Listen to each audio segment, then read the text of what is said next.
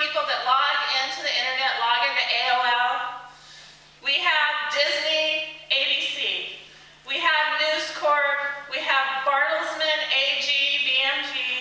And we have Viacom, CBS. They own most of the media in this country. And how can we, as people, be assured that we're getting non-biased information? Well, we can't from these people because NBC, who owns NBC now? General Electric. General Electric are major war profiteers. So is it in their interest to tell the truth about the war? No, of course it's not in their interest. So there's a great site. I wish I wrote it down for you all. But you just go on and you put in your zip code, and it tells you who owns the media in your area. So just Google that. I'm sorry, I didn't write it down. And so in July, while Congress was passing the legislation that, you know, eliminated the Fourth Amendment and FISA protections, the U.S. District Court granted Viacom. They granted the request for our user information on YouTube. Did you know that? That Viacom can get your username and your password and see what videos you've watched. Is this a democracy and a republic we're living in? Or is this a fascist state? Fascist state. So you know they're doing this in the guise of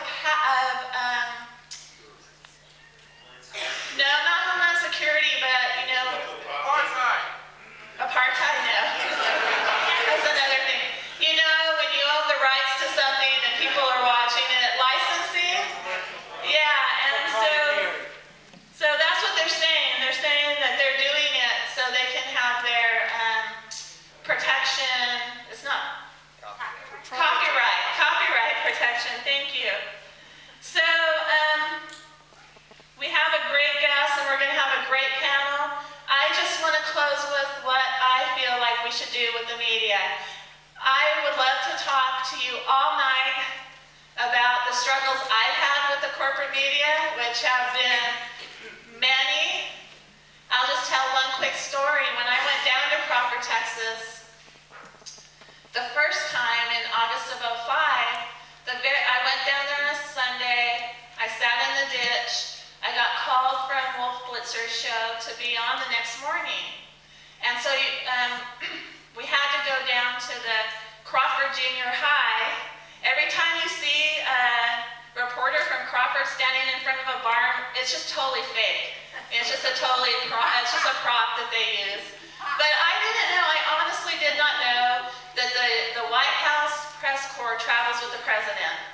I had no idea that they did that. I thought when he went to Crawford, they took a vacation too. Well, no, they also go to Crawford. And so there was a story. Oh my God, there was something that they could cover that didn't involve George Bush riding his bike or clearing brush.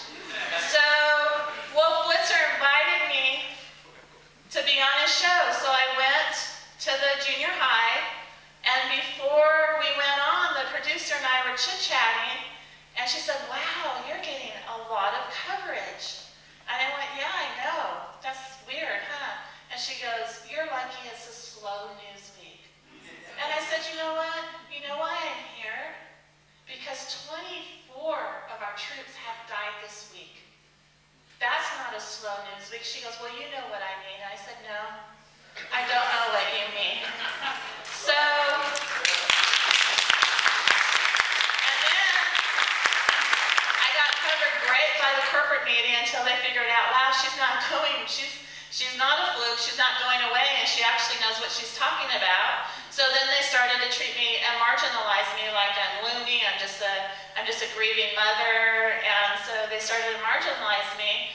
And I was still able to get on a lot of the so-called progressive shows, but when I became an independent and started running against Nancy Pelosi, that source of media dried up pretty much. So I have KPFA,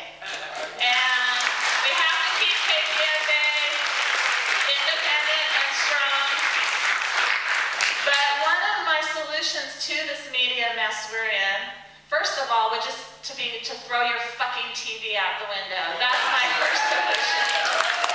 My second solution, if you're not going to do that, is to, and someone said, oh, I can't vote for Cindy because she uses bad words. Okay, somebody told you that. I saw her one time and she cussed. I can't vote for her. It's okay if you know about torture. It's okay if you fund war. It's okay if you don't impeach war criminals. It's okay if you take away our 4th Amendment, our 8th Amendment, our 1st Amendment. It's okay if you bail out Wall Street, but God forbid, you know, Nancy Pelosi say, you know, a bad word, then she'd lose people's votes. So, anywho, we have to wrest control of our media away from the corporations.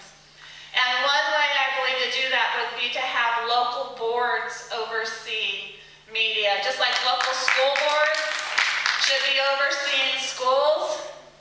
To have local boards that would be in tune with the needs of the community or the wants of the community, and not to have a national corporate takeover of our information. You know, so to have localized boards, what we need here isn't the same thing they need in Tulsa, Oklahoma.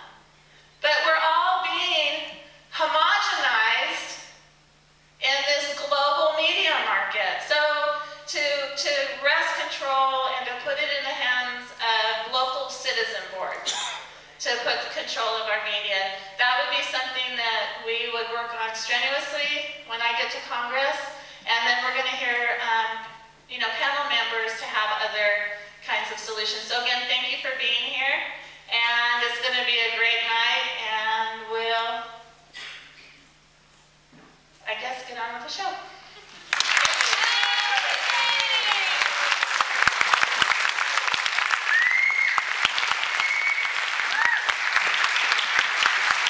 Let's hear it for us, Michelle.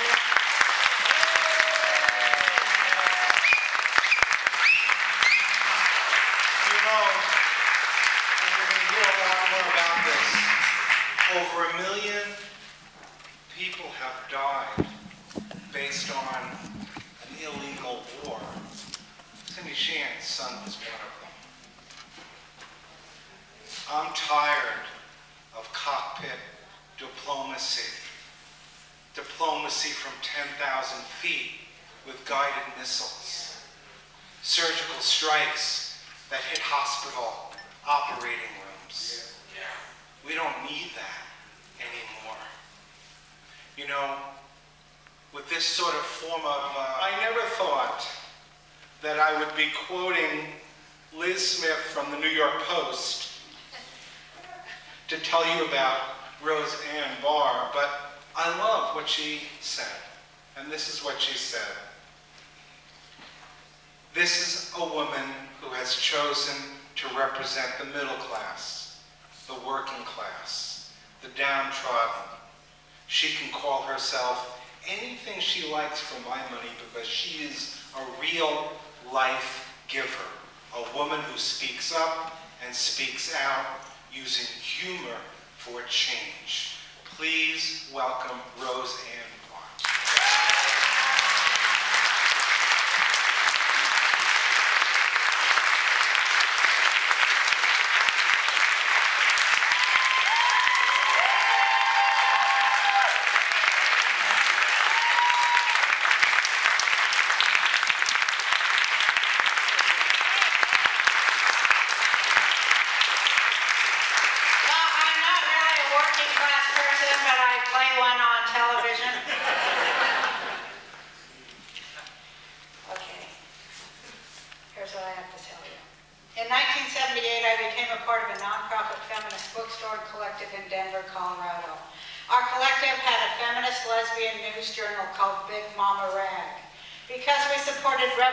Rather than reform in our newspaper, we lost our nonprofit status.